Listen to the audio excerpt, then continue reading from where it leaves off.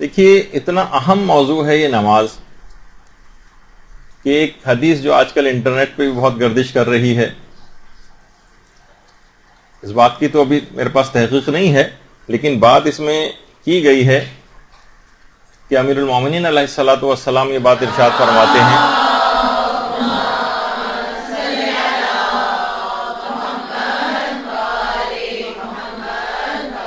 کہ مجھے وہ شخص پسند نہیں آتا جس کی پیشانی صاف ہو اور اس پر سجدے کا نشان نہ ہو۔ مقصد کہنے کا یہی ہے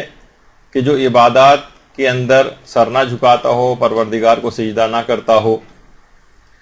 ایسے شخص کے چہرے کی طرف ائمہ معصومین دیکھنا بھی گوارا نہیں کرتے۔ اس سے کم نماز کی اہمیت پتہ چلتی۔ دیکھیے جو شخص بھی نماز نہیں پڑھتا ہے، اس کے معنی یہ ہیں کہ کچھ گناہ اس کے ساتھ ایسے مسلسل ہو رہے ہیں جس سے اس کی یہ توفیق نماز اس سے سلب ہو گئی۔ جب بھی کہا جاتا ہے نا، ایک جملہ بڑا مشہور ہے کہ جو شخص نماز نہیں پڑھتا تو وہ یہ نہ سوچے کہ اس کو وقت نہیں ملا، بلکہ یہ سوچے کہ کوئی ایسی خطا ہو گئی ہے کہ پروردگار نے اس بات کو پسند نہیں کیا کہ اس کے دربار میں اس کے سامنے آ کر عبادت میں کھڑا ہو۔ کوئی نہ کوئی ایسا مسئلہ اس کے ساتھ ہو گیا ہے، بڑی سیریس بات ہے۔ جیسے کسی کو کوئی بہت بڑی بیماری لاحق ہو جاتی، اس کا کسی کا ذائقہ چلا گیا، مثلا کسی کی جو ہے وہ سماعت کی قوت جاتی رہی، کسی کی بینائی جاتی رہی، اس کا مطلب ہے کہ اندر کوئی ایسی بات اس کے ساتھ ہو گئی کہ اس سے یہ توفیقات اس سے سلب ہو گئی۔ ہم دیکھتے ہیں کہ بازار جو ہیں وہ اس سلسلے میں بھرے ہوئے ہیں، سینما بھرے ہوئے ہیں، کھیل کے میدان جو ہے وہ بھرے ہوئے ہیں، لیکن جب نماز پڑھنے کا کوئی موقع اور محل آتا ہے تو اس وقت بہت کم نمازی ہم کو نظر آتے ہیں۔ یہ بہت بڑا المیہ ہے۔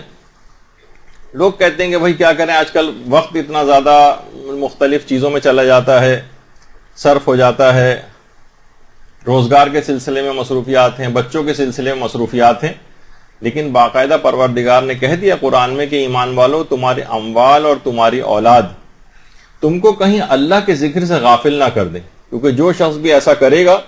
اور اللہ کے ذکر سے غفلت اختیار کرے گا تو صریحاً نقصان اٹھانے والوں میں سے ہوگا۔ تو اس سے پہلے کہ موقع ہاتھ سے نکل جائے اور ایک ایسا موقع آ جائے کہ جس میں پھر واپسی کا کوئی امکان نہیں۔ میری ایک بڑی پسندیدہ تصویر ہے جسے میں اکثر دیکھتا ہوں، یہ والا موقع سمجھیں کہ قبر میں انسان لیٹا ہوا اور آخری پتھر رکھے جانے والے، اب سارے دنیا کی تمام چیزوں سے اب اس کا انقطاع ہو جائے گا، قطع تعلق ہو جائے گا، اور پروردگار کی طرف اب ایک بڑا سفر شروع ہو جائے گا۔ اس موقع کے آنے سے پہلے اپنے آپ کو ٹھیک کر لینا، اپنی نمازوں کو بہتر بنا لینا ہے، اپنی عبادات کو بہتر بنا لینا ہے۔ تو اور اتنی عبادت کرنا ہے کہ اسلام کا تقاضا بھی ہے کہ گویا مومن ایک خود مجسم نماز بن جائے۔ تو بہرحال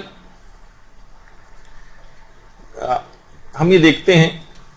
کہ ہمارے امام حسین علیہ الصلوۃ والسلام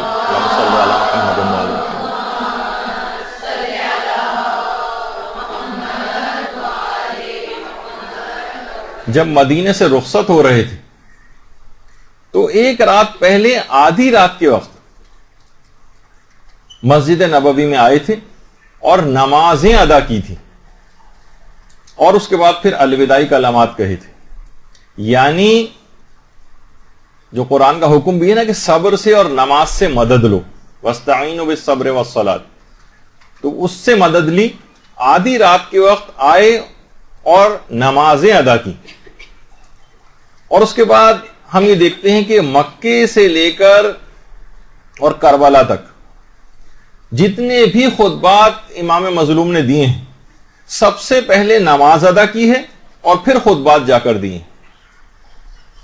اور یہی وجہ ہے کہ علماء یہاں پر ایک بات فرماتے ہیں کہ جب بھی کوئی اہم کام آپ کو درپیش ہو، پہلے انسان 2 رکعت نماز پڑھے اور اس کے بعد پھر اہم کاموں کے لیے نکلے۔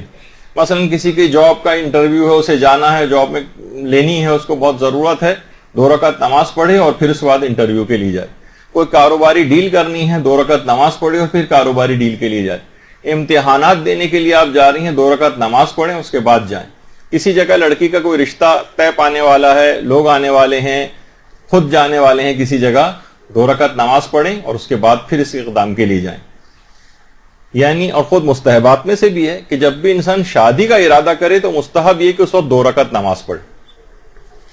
تو اہم ترین کاموں کے سلسلے میں مثلا آج کل خاندانی جھگڑے بہت بڑھتے جا رہے ہیں, صلح و صفائی کے لیے جانا ہے, 2 رکعت نماز پڑھیں اور پھر صلح کے لیے جائیں. تو اسی طرح سے باوضو ہو کر جانا, نماز پڑھ کر جانا, یہ سب مسائل کو حل کرنے والی چیزیں. جتنے بھی اہم ترین کام ہیں, جیسے کہ ابھی آپ نے سنا کہ امام خطبات پڑھتے تھے, خطبات دیتے تھے اور اس سے پہلے نمازیں پڑھ کے جاتے تھے. اور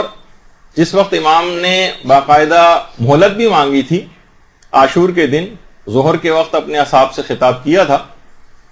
تو یہی بات کہی تھی کہ سلوہم ان یکفوا عنا حتی یصلی,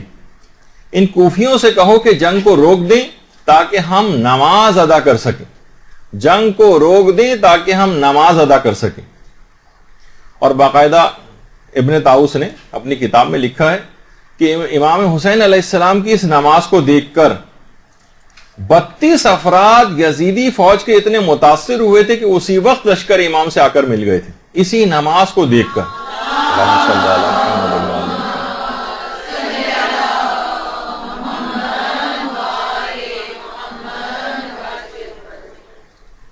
حضرت ابو الفضل عباس علمدار علیہ الصلوۃ والسلام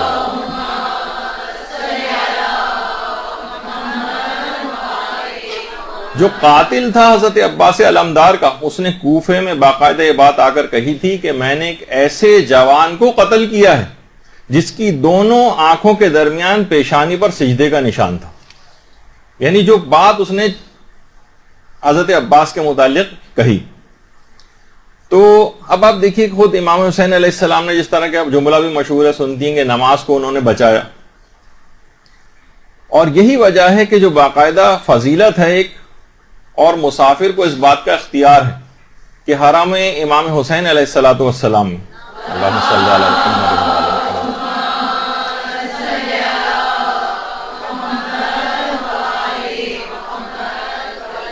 تھوڑا بہت فتاوی میں اختلاف ہے کہ کہاں تک مسافر کو اختیار ہے کہ نماز قصر پڑھے یا پوری پڑھے, یعنی اس کو اختیار مل جاتا ہے. یعنی امام حسین نے نماز کو بچایا تو مسافر کو سفر میں نماز قصر کرنا ہے, لیکن حرم امام حسین میں خاص قبر امام سے خاص فاصلے تک کے درمیان مسافر کو اس بات کا اختیار ہے کہ وہ نماز پوری بھی پڑھ سکتا ہے اور قصر بھی پڑھ سکتا ہے, اور پوری پڑھنے کا ثواب زیادہ ہے. یعنی ایک جو تاثر دیا جاتا ہے کہ جو بھی کوئی شخص ماتم کرتا ہے, کچھ اس پر سے عبادات اور نمازیں ساقط ہو جاتی ہیں, ایک عمومی تاثر جو لوگوں کے اندر ایک قائم ہو گیا ہے نوجوانوں میں, اس سے اس بات کی نفی ہوتی ہے کہ وہاں پر جا کر نماز کم نہیں ہو رہی ہے, بلکہ جہاں پہ کم ہو جانی چاہیے تھی وہاں پہ 2 رکعت بڑھا دی گئی, یعنی پورا 4 رکعت پڑھنے کا اس کو اختیار دیا گیا ہے. تو بہرحال یہی وجہ ہے کہ اسی شوق نماز, تاکہ اس میں بیدار ہو, شوق زیارت بیدار ہو, کہ جو نماز زیارت امام حسین کا بھی جو ثواب ہے کہ 1000 روایت میں کہ 1000 حج کا ثواب ملتا ہے, 1000 عمروں کا ثواب ملتا ہے, 1000 غلام آزاد کرنے کا ثواب ملتا ہے, اور پیغمبر اسلام کے ساتھ 1000 حج کے برابر ثواب دیا جاتا ہے زیارت 2 رکعت زیارت امام حسین کی جو نماز ہے اس کا. درود بھیجیے اللہ صلی اللہ علیہ وسلم.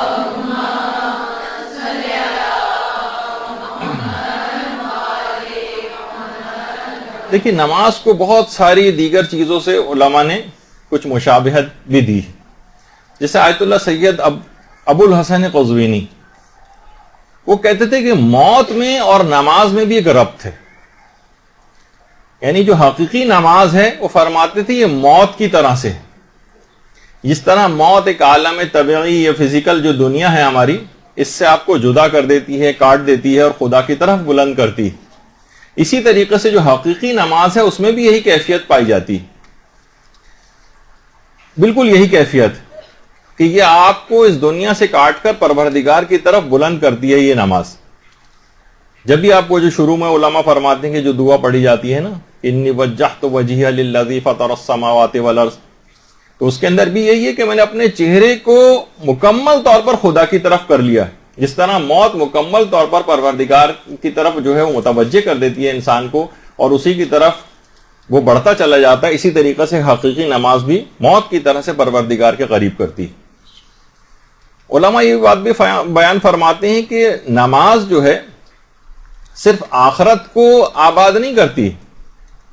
اس دنیا کو بھی آباد کرتی. آپ کے دنیا کے بھی سارے پرابلمز اس سے سالو ہوتے ہیں. کسی شخص کی اگر دنیا درست ہو جائے تو اس کو آخرت کا درست کرنا آسان ہو جاتا ہے. ورنہ ادھر ذرا آپ کو پتا ہے کہ تنگی رزق آ جائے، معاش کی کوئی پریشانی ہو جائے، انسان حرام کی طرف چلا جاتا ہے، حرام کاموں کی طرف چلا جاتا ہے، رشوت لینے لگتا ہے. ذرا سا معاش کے اندر تنگی آئی تو بہت کم افراد ہیں جو اپنے آپ کو اس لحاظ سے حرام سے بچا پاتے ہیں. تو اگر دنیا کے کام بھی نماز دنیا کے کام بھی آسان کرتی ہے، وہ رزق کے اندر بھی وسعت لے کر آتی ہے، جیسے کہ ابھی آگے چل کر آئے گا. تو صرف آخرت کا ہی اس کے اندر مسئلے مسائل کا حل نہیں ہے، بلکہ دنیا کے بھی تمام مسائل کا حل نماز میں. اور یہی وجہ ہے کہ جتنے بھی بڑے بڑے عرفا ہمارے گزرے ہیں ان کے بھی جو استاد تھے، آیت اللہ سید علی آقا قاضی، جن کا اکثر و بیشتر ذکر آتا ہی رہتا ہے،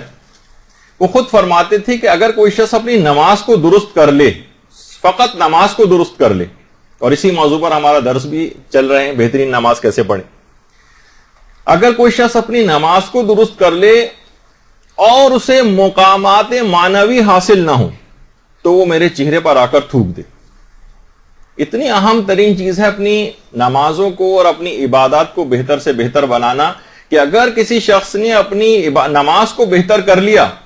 تو بہت بڑے مقامات معنوی جو روحانی اور عرفانی مقامات ہیں اس کو حاصل ہو جائیں گے. کہا کسی کو حاصل نہ ہو وہ میرے چہرے پر آ کر تھوک دے. آیت اللہ علی آقا قاضی نجف اشرف میں جو وادی السلام جو قبرستان ہے وہاں پر ان کی قبر مبارک بھی ہے. تو یہ کیسی چیز ہے. اسی طرح سے آیت اللہ حسن علی نخودکی اصفہانی، جن کے نماز کے بعد کا عمل اکثر آپ کرتی ہیں، آیت الکرسی اور سورہ قل اللہ والا، یہ اپنے بیٹے کو نصیحت کرتے تھے. کہتے تھے بیٹا اگر 40 دنوں تک بھی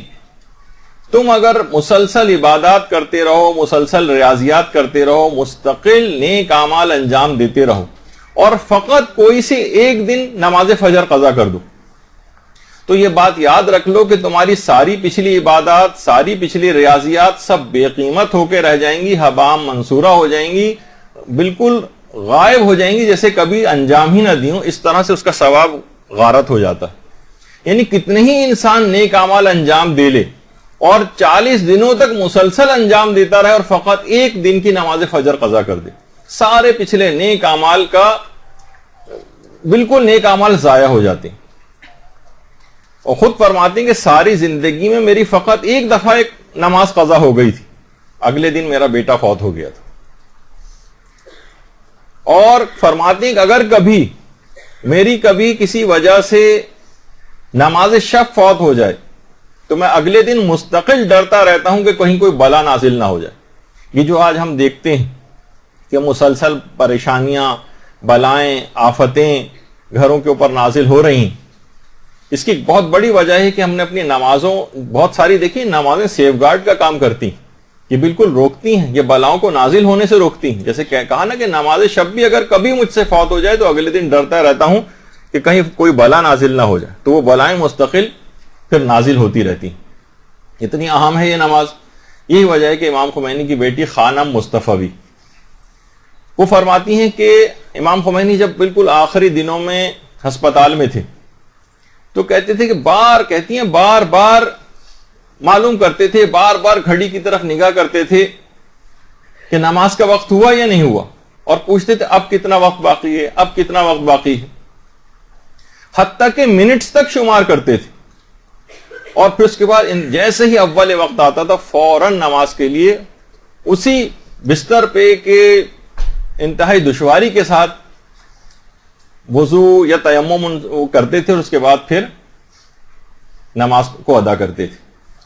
یعنی اہمیت کے پیش نظر کہ واقعی انسان اگر اہمیت نماز سے واقف ہو جائے. یہی وجہ ہے کہ شہید بہشتی کتنے بڑے عالم تھے،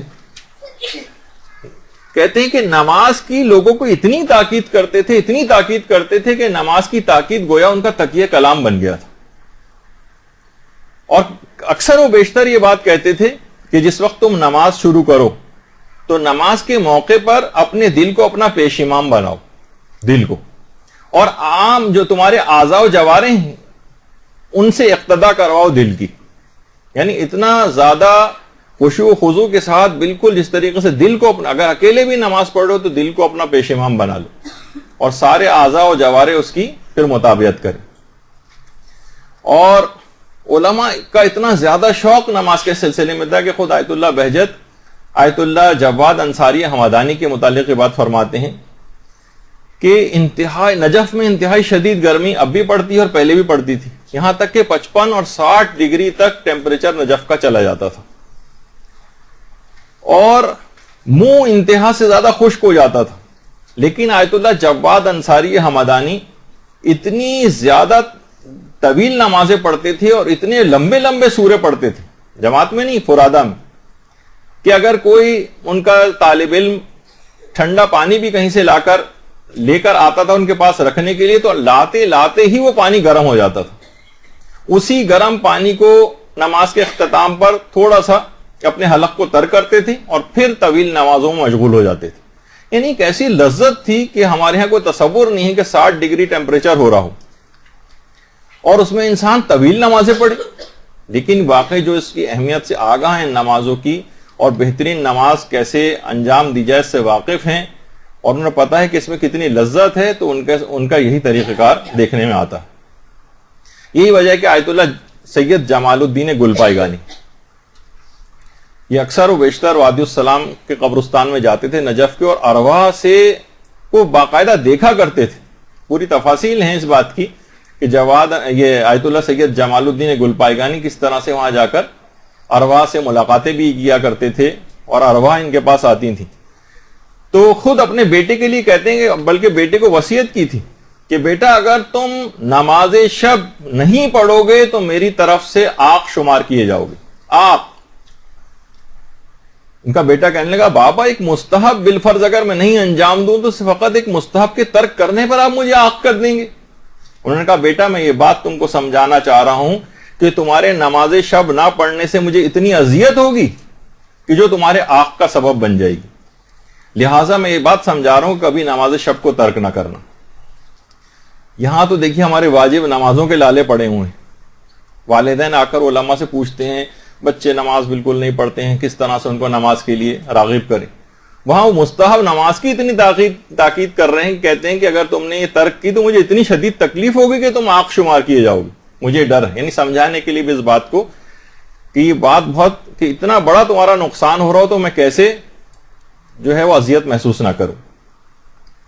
اور یہی وجہ ہے کہ دیکھیے علماء کہتے ہیں کہ مناسب بھی نہیں ہے کہ وہ کریم پروردگار اس کی بارگاہ سے اس طرح سے فرار اختیار کرنا, جو اتنی نعمتیں دے رہا ہو, ہر سانس اس کی نعمتوں کو کوئی ٹھکانہ نہ ہو, کتنی سخت بے ادبی ہے اس کے دربار سے فرار. دیکھیے دنیا کے بادشاہ جو ہوتے ہیں, دنیا کے حکمران جو ہوتے ہیں, ان سے ملنے کے لیے آپ کو کتنے جتن کرنا پڑتے ہیں, ہفتوں لگانا پڑتے ہیں, مہینوں لگ جاتے ہیں, بعض اوقات سالوں لگ جاتے ہیں, بعض اوقات ان سے ملاقات ہی نہیں ہو پاتی کتنا بھی کوشش کر لیں. لیکن یہ کیسا رب العالمین کائنات کا پروردگار ہے کہ جب چاہیں جیسے چاہیں کسی بھی جگہ چاہیں, بغیر اجازت کے چاہیں, بغیر وقت لیے جو ہے وہ چاہیں, بغیر دربان کے, بغیر حاجب کے, بغیر اپوائنٹمنٹ کے, جب چاہیں اس کی بارگاہ میں جا کر اس سے ملاقات کر لیں.